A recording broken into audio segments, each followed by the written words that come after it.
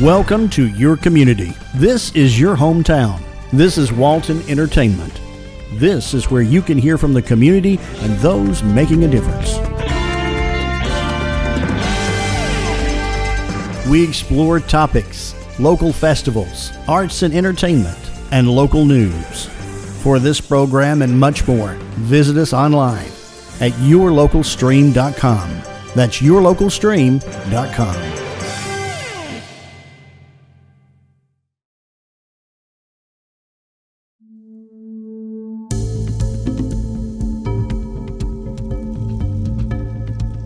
Welcome to Focus.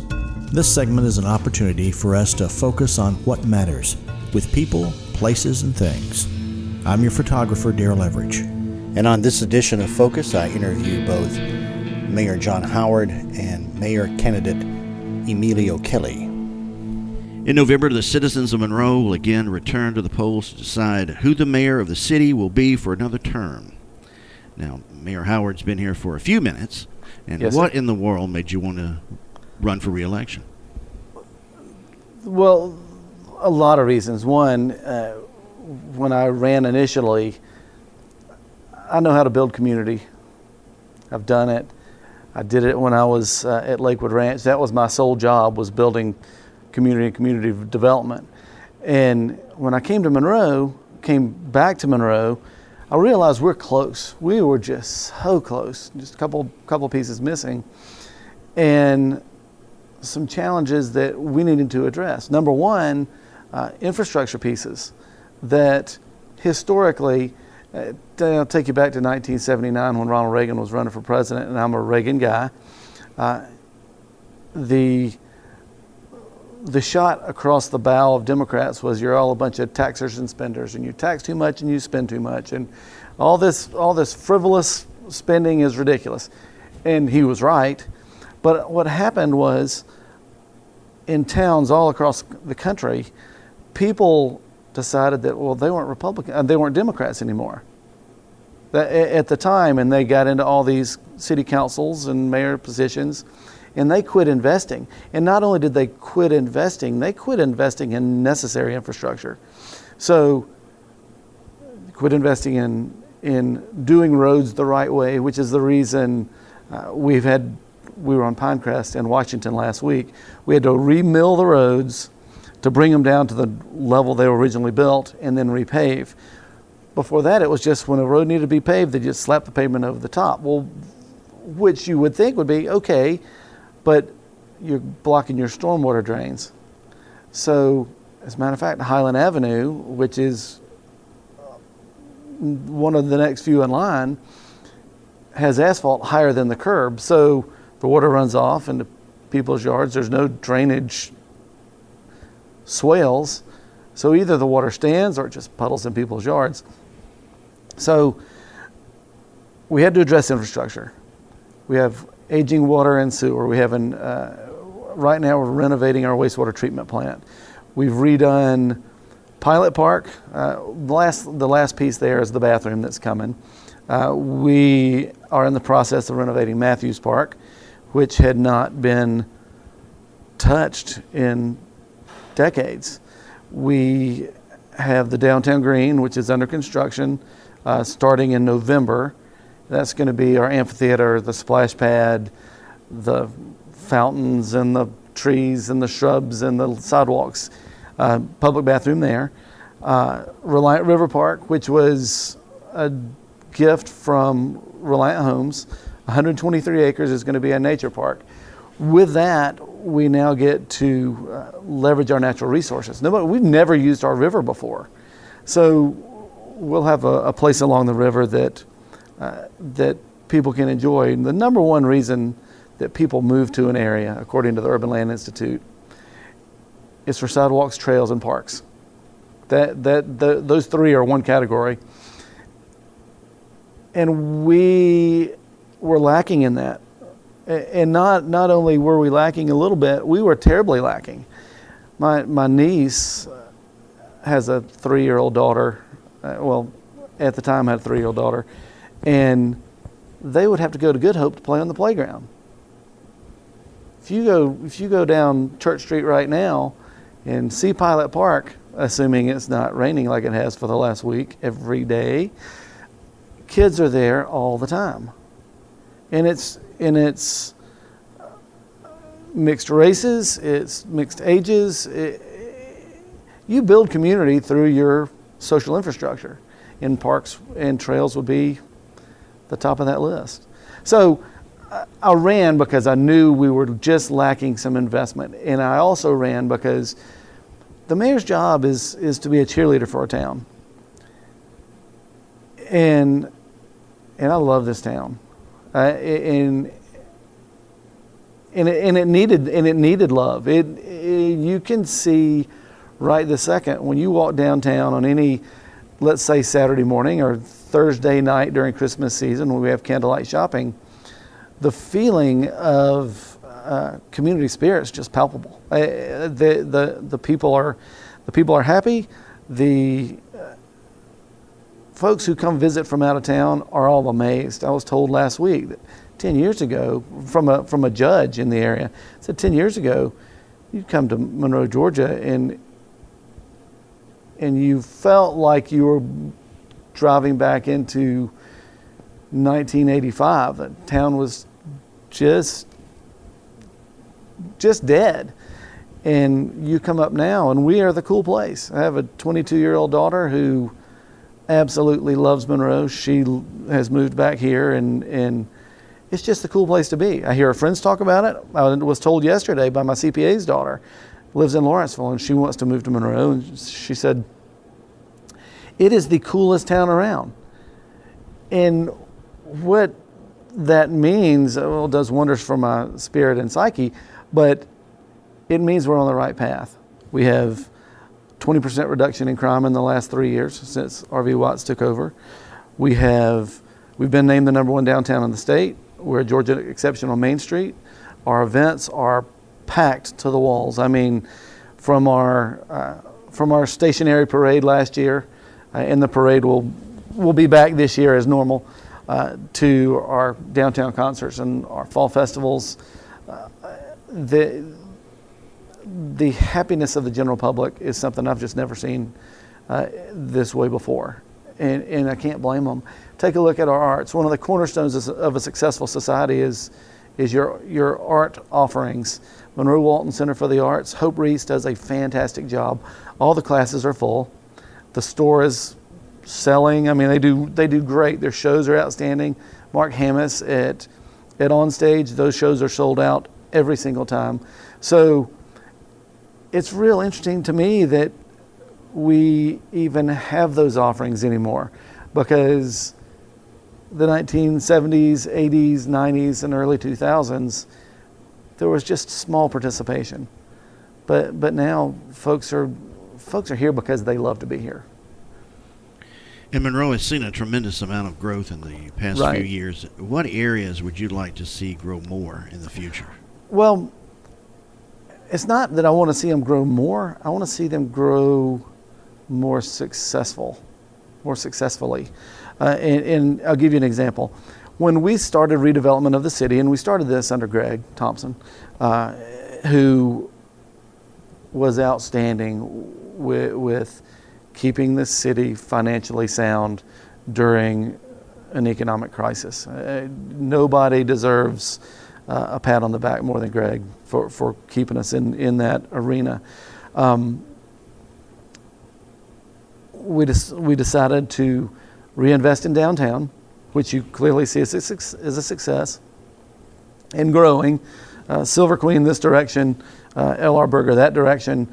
Businesses are growing up and down, and we're also going vertical.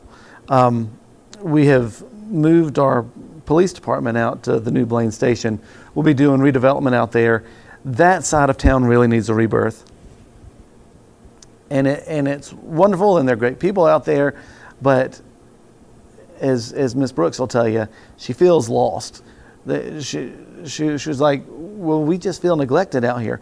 Yeah, you're not neglected. We only have so much money and so much time, so we had to start here, and now we're moving out from the city center.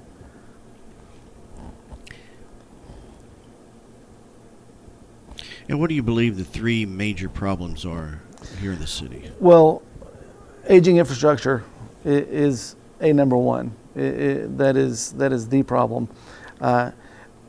Two, and I don't want to denigrate any of our neighboring cities or counties, and it may come across that way. There are neighboring cities and counties that have some pretty significant issues, whether it's crime, drugs, just total messes at their city halls. Folks move here because they want to be a part of a winner. So our real estate prices are climbing, but you'll hear a lot about affordable housing. We want affordable housing, and we do. Our average home price in 2019 was below $130,000. And that's the last year we have statistics. I would imagine that 2020, 2021, we're probably at an average house price of $150,000. So still very affordable, but we have no inventory. We've grown, Walton County has grown, obviously with the explosion in Gwinnett. Clark County's growing, Oconee County's, I don't know how much they're growing, but they're pretty expensive and a lot of folks can't afford to live there. So we're the next best, safest, all the good things happening. So folks choose to live here now, which is great. So one of the things to be concerned about is no inventory, and the other thing to be concerned about is lack of quality rentals, because basically there's no inventory there either. So a lot of it goes back to, our infrastructure. We're redoing our wastewater treatment plant. We're paving roads at a clip of about 10% a year. We have major traffic, major for Walton County traffic issues, not for Gwinnett or Atlanta. That's a totally different beast. But we have a truck route. Logan Probst and I went to the DOT in the city of Atlanta, right downtown, and met with Jamie Boswell and the team there and got their commitment to the truck route that budget will let in July of 2022. Construction should start almost immediately thereafter. And the day that truck route opens, we'll eliminate 90% of our truck traffic in town. I'm not here to make multiple changes to our city, our population. I'm here to see things through and to get things done. And seeing that truck route through is going to be a benefit for the city of Monroe for decades. And if you're reelected in November, what do you hope to accomplish you haven't been able to at this point? Well, we're at the point right now of, my dad always says, when you start a new business, it takes you a little while to find out where the bathrooms are. That's his expression, and it does. It takes a while to get your feet on the ground. When I was living here and involved I was on the planning commission for 7 years, I believe, before I chose to run for mayor. I was at City Hall a lot, and it takes a lot, because when you're the mayor, you're representative to the Development Authority Board, which we have Piedmont Industrial Park in the city. We'll have three announcements there by the end of the year, small announcements, in the $30 to $50 million range.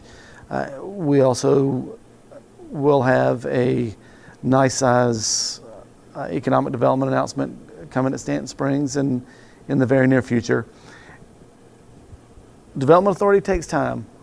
Chamber of Commerce takes a lot of time. I'm on the Children's and Youth Advisory Council for the state of Georgia. I am the vice president of our district with the Northeast Georgia Regional Council. So part of the accomplishments that have started were things that we cherry picked very quickly, very, very early in my tenure, which was redevelopment of our parks. That was number one. Rebuilding our dilapidated infrastructure is number two. Working on our transportation projects that we can control was number three, but number four, and really we'll call it 3A, was dealing with the state on their projects, which would be the truck route. It will be the eastbound and westbound on and off ramps from Spring Street to 78 and 78 to Charlotte Rowell. So at the helm right now with a great team in place, an outstanding team in place. The consistent, steady leadership is where we are, and I'm not going to let that change. I was told when I was at Lakewood Ranch, and I think I told you last time we were together, that my boss at Lakewood Ranch had been the international president of Taylor Woodrow, great development company based in London, and he had also been the president of Taylor Woodrow United States. Came to Schrader Manatee Ranch, SMR Communities.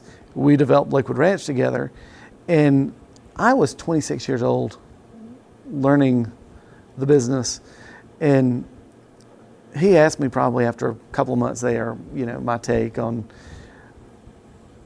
our entire community plan. And we chatted a little bit, and I said, but I do have one question. I said, you don't really ever say anything in meetings. And he said, well, I was told early, which of course he's passing on to me in this particular conversation, never tell an expert how to do his job, but always hire experts. So where we are in Monroe, I can reach out to 5 or 10 people and go, that's the smartest guy in the room. That's the smartest guy in his field. We're lucky that without this person, we don't succeed. So without Logan Probst is our city administrator. He is a financial genius. The guy is excellent with his management of his people. He runs a very, very tight ship. Rodney Middlebrooks with water, sewer, and gas.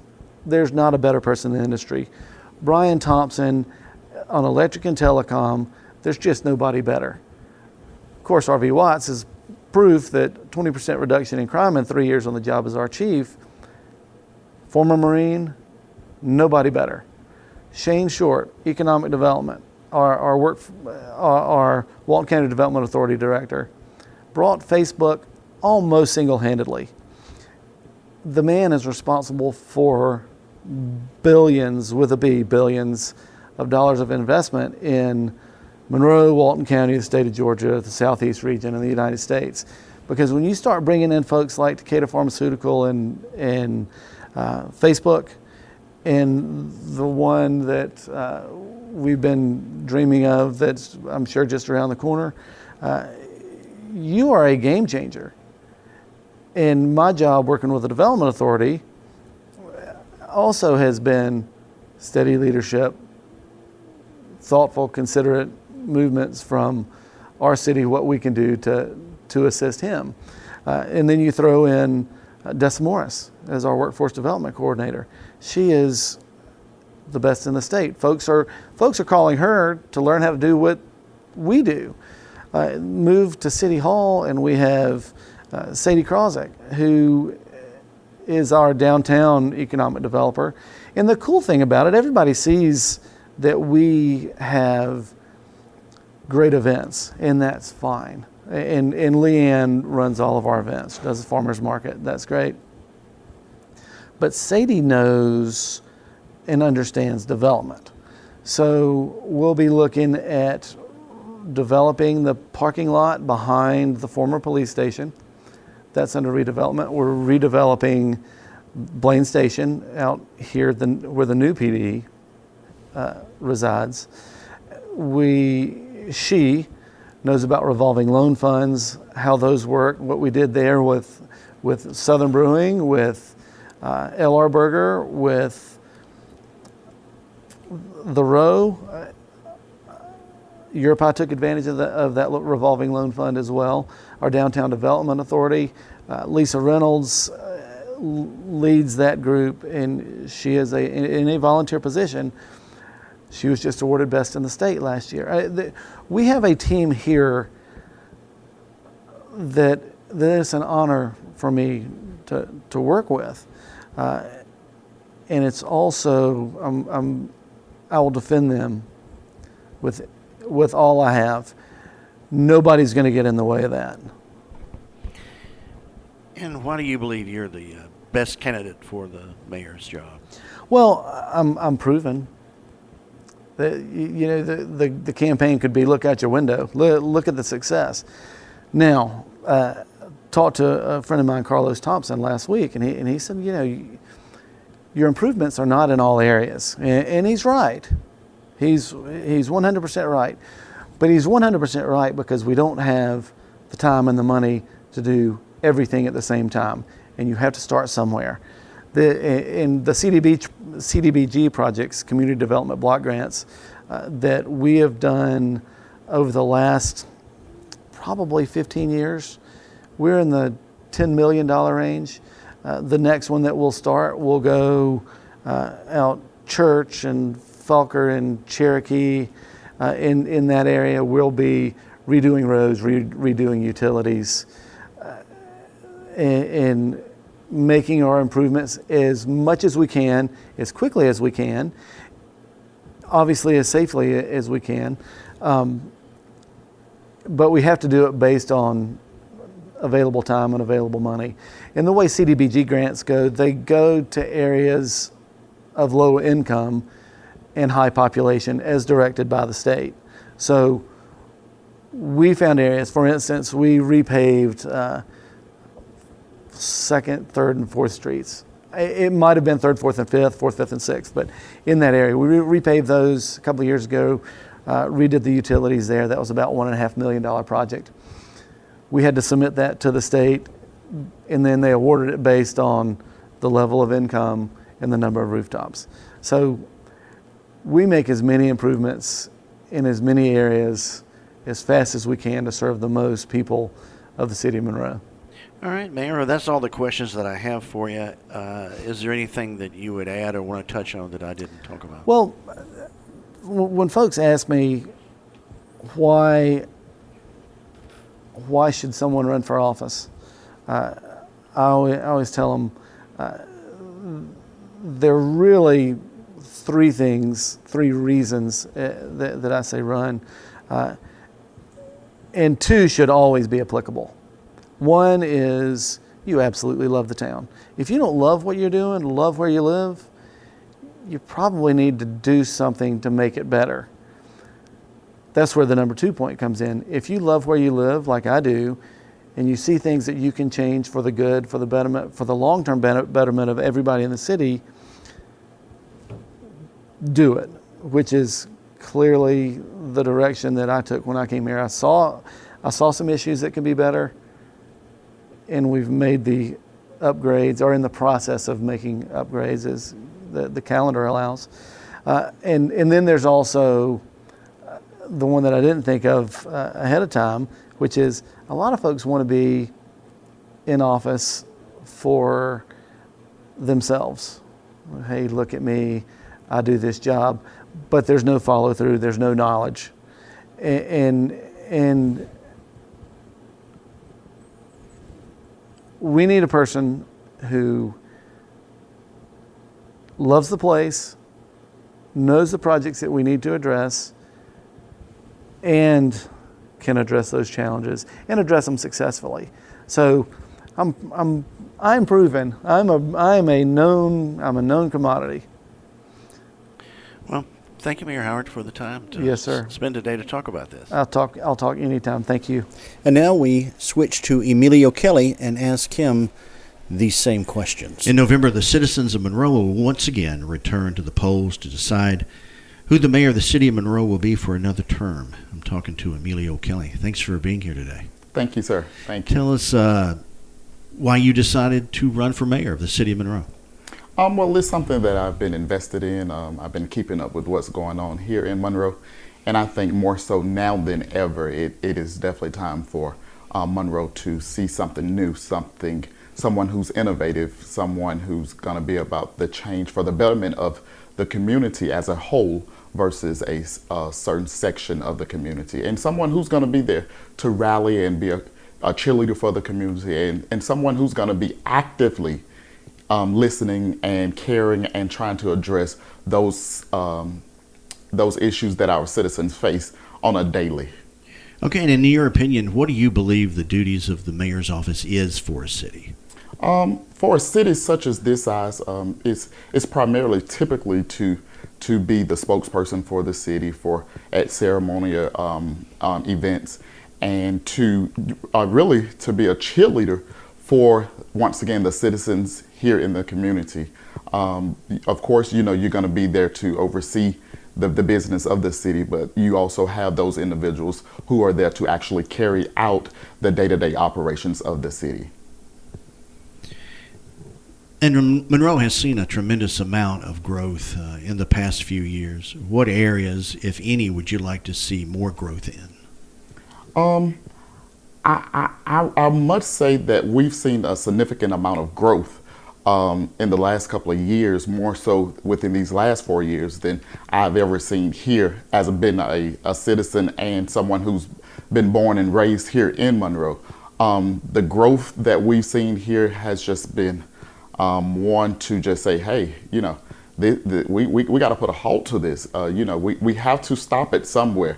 Not meaning that, growth is not good, but for us to be a small town and a small city, the amount of growth that we've experienced is just really have been breathtaking. It used to be a point where you can go out into the city and everybody and everybody know who you are. And now you bump into you go out into the city and you may bump into someone and you don't know them, and it's not because you're not visible here in the city. It's just that we've experienced a great amount of growth to the fact that you're losing your small town feel with the growth that we've experienced. I've been out on the journey speaking with citizens as I've been out campaigning, and to hear some of these conversations as it relates to the growth has just been breathtaking. To hear some of the older citizens who have been born and raised here, when they say, when they give it to you and they're telling you, the growth that they've seen, that we're experiencing, it's just one that, really, take them away. And, to experience and listen at one of the older citizens here, and, she verbatimly stated out her mouth, the amount of growth that we've experienced here in Monroe is just taking her by storm. And, if we don't get it under control, we're going to be looking like another Gwinnett and or Atlanta. And what do you believe are the three biggest problems or challenges that are facing the city right now? Of course, once again, we're facing a growth challenge, and is one of those things that are happening overnight. And with the growth, I think the growth is the umbrella, and you have certain components that falls up under the umbrella. With growth comes infrastructure. Infrastructure with growth also comes crime rate increases. With growth comes, not enough space, not enough schooling for the amount of kids that are going to be coming into the city. So there are a lot of things that comes with one issue, which is growth, that makes up a lot of small issues. And if we don't, at least put a halt to this and, go back and take it slow and thrive with what we already have, then, we're going to be up against a battle, or what I would say, and or repeat from one of the citizens here in the community, we're going to be a jungle on a concrete. And what do you hope to accomplish if you're elected in November?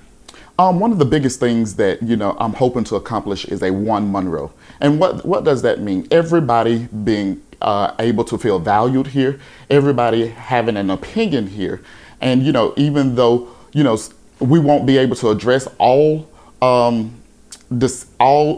opinions and or things that the citizens would like to see change here, but at least the citizens do know and understand that they will have an opinion, and that their opinion does matter. So one of the things like I'm really striving on is to be a one Monroe, making sure that once again everybody is just being valued, and everybody can then move to our Monroe, which is taking ownership of where we live. We can be proudful of the Monroe that we so call our home and where we would like to live, work, and play. And then once we do those two things, then I strongly feel that we can be Monroe strong. And where do you see the city of Monroe, say, 5 years from now? Once again, like I said, we've experienced a great amount of growth. So with that, I do see that things are going to be changing over the next course of time. But one thing I can say is that I can only focus on if I am elected on the 4 years that I am being granted. One of the things in seeing where the city goes is that we need a strategic plan. And with that strategic plan, we need to be able to come together, one with the elected officials here with the city, also the elected officials with the county, and those which we serve, which is our citizens. And if we can bring everybody together to see what are the needs that the city needs at this very moment, and then two, what is the strategic plan? The strategic plan will then get us to a place where we understand the needs of the city, we understand the needs of our citizens, and then we can look at how we're going to reach those goals. Then once we have collectively, everybody sitting down at the table to see where we are, where we're going, and what that will look like, then I better can say, hey, we're in place, or we would know where we will be in the next 5 years. And why do you believe you're the best candidate for the mayor of Monroe? I believe I'm the best candidate simply because I am a social leader. I am one who don't have an agenda per se, or I'm not in the good boy system as you would have or listen at the citizens here in the community. I'm one of those ones who would love to bring the community together. We say we want to be a one Monroe, but at this moment and where we are, we have to be able to piece back the one in one Monroe. And with that, I think I am the right candidate because I can definitely, if not do that, I will definitely put my best foot forward because at this moment, I have my boots on and it's time to get to work. And that's really all the questions that I have for you. Is there anything that you could add to this interview that I haven't touched on? Yes, one of the things I would definitely like to add is that, we had rumors out that Mr. Kelly was against the DDA. That is totally incorrect. I would never be against the DDA because simply the DDA is a government entity that is grant funded. So I would never be against the DDA. And another thing that we have to understand is that Mr. Kelly just didn't voluntarily decide not to come to the political forum. Mr. Kelly was actually out on business travel and did make that mention to the chamber. So one of the things, we have to be careful about is just making assumptions.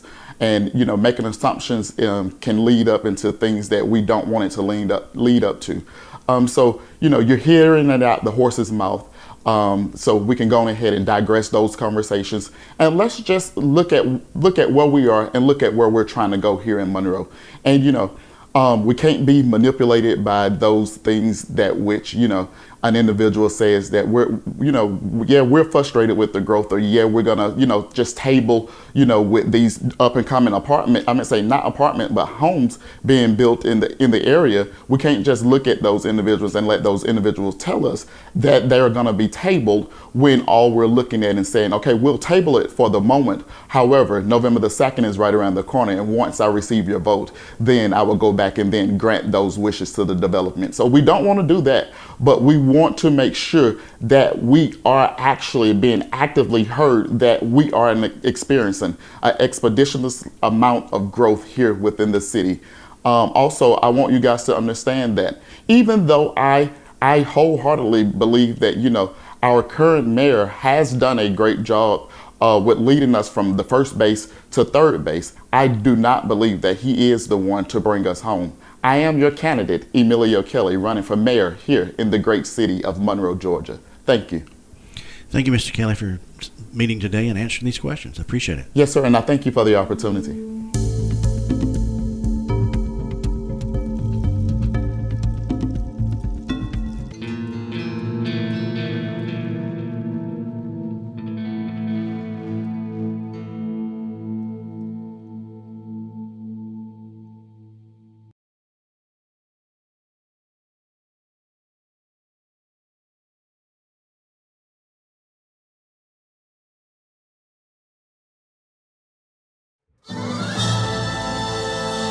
Creative Artists can offer you a wide range of video production. Call the experts and discuss your project today, whether it's your special event or your company. Creative Artist, 770-267-7368. Creative Artist produces this program you're watching. Call Creative Artist today, 770-267-7368. Creative Artist, they'll put you in the spotlight.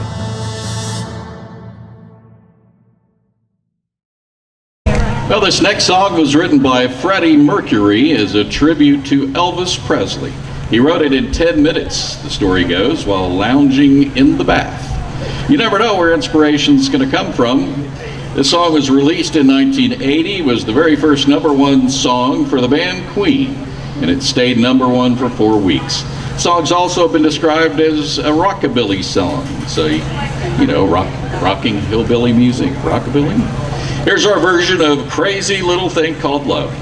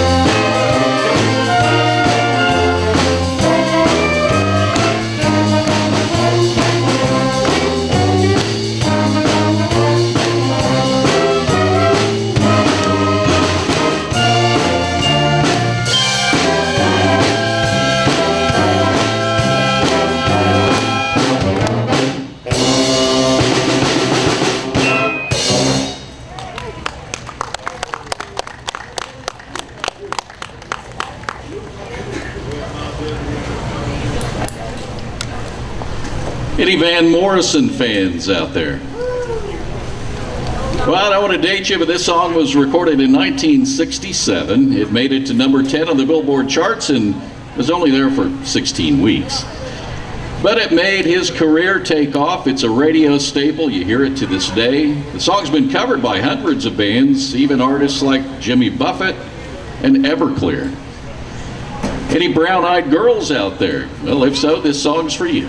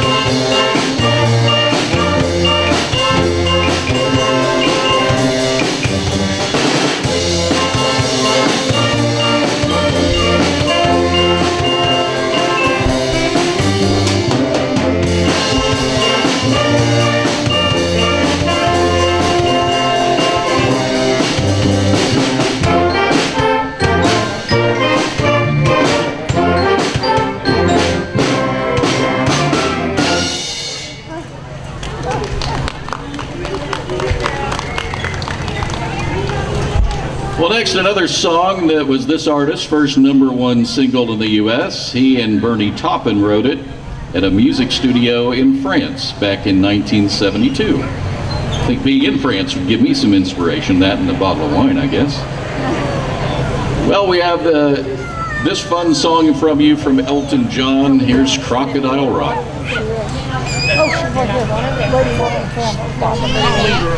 Cheap room.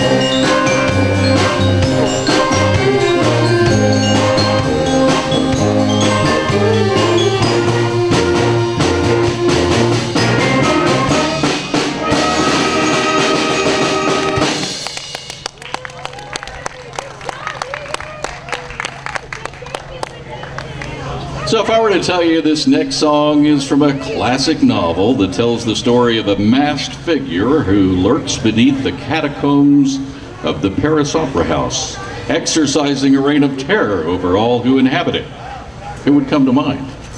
Michael Myers? No, that's the other Halloween bad guy. Talking about another guy in a mask. Of course, we've seen a lot of people in masks lately, haven't we?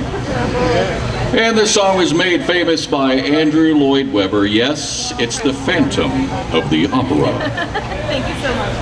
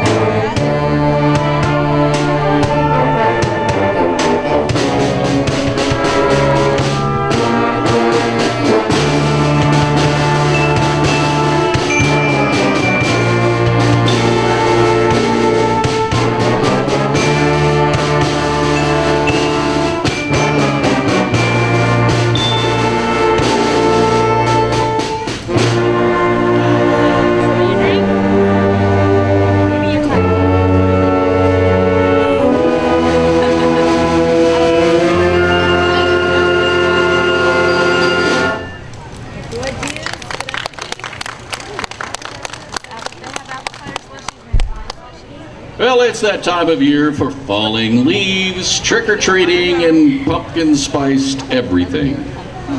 Halloween's a favorite for many people, especially the kids out there, because they get tons of candy. And then we get to eat it too, right? We're getting ready to have a rockin' Halloween with the Ghostbusters, Ray Parker Jr., remember that song? Werewolves of London, made famous by Warren Zevon, and even Scooby-Doo, so don't be scared. Ruh-roh.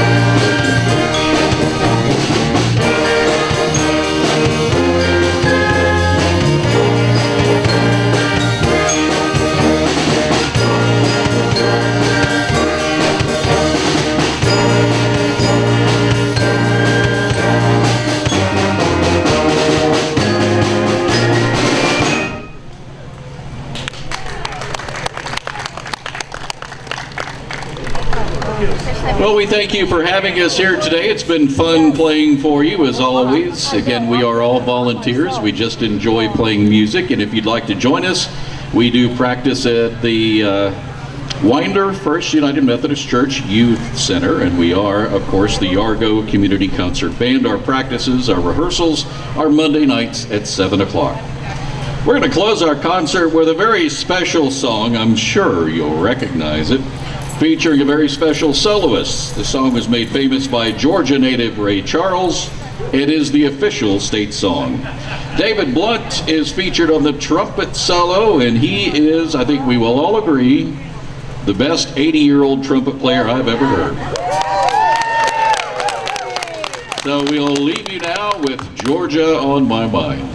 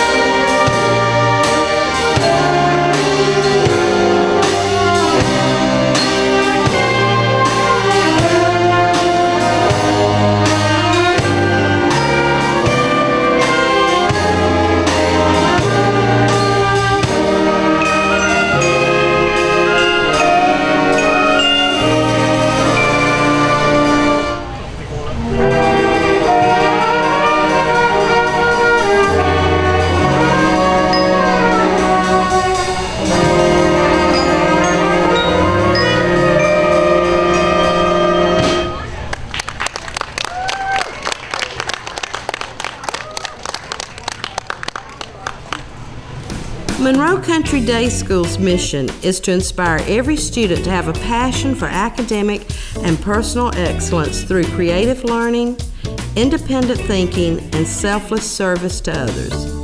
Students are exposed to the local community and provided opportunities for independent thinking. What will you do with all the dirt? Some of the dirt you see has been hauled over here because they're going to have to build the finished floor, the elevation of the building, so that it's got to have the right kind of soil that will compact and tighten up for the footings of the building. Monroe Country Day School values the whole child. Therefore, we believe in a holistic and integrated approach that involves the development of the student academically, personally, and socially. Monroe Country Day School believes that creative learning produces independent thinking and fosters a love of learning. Excellence is applied to all that we do. We strive to foster students that are pursuing strong academic and personal excellence. Project-based education is integrated into our curriculum. When we go back in the classroom, we need the combined weight of you guys because we've got to figure our bridge, our mass bridge weight ratio, okay? You got to figure out how much weight it was that finally broke your bridge, okay? We need a scale for that. And then on Monday, we're going to redesign. We figured out where some of our flaws are. We're going to spend another week redesigning, all right? Monroe Country Day School offers personalized education that begins with the personal knowledge of each student academically and each student's personal story.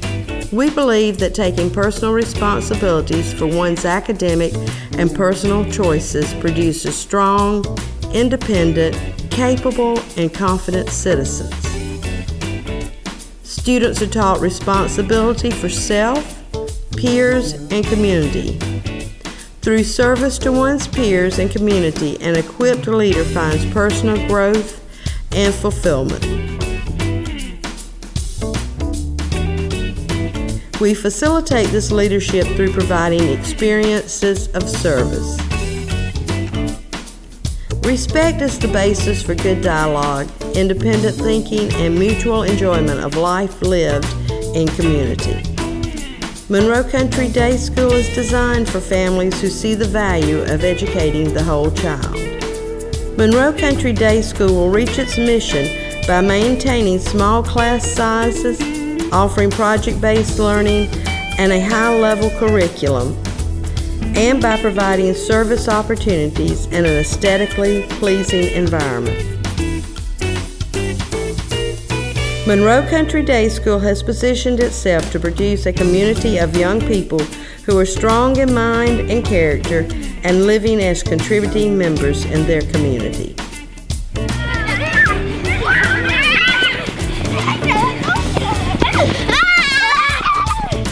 For more information, please contact Mandy Wellington, Admissions Director, at 770-267-8955.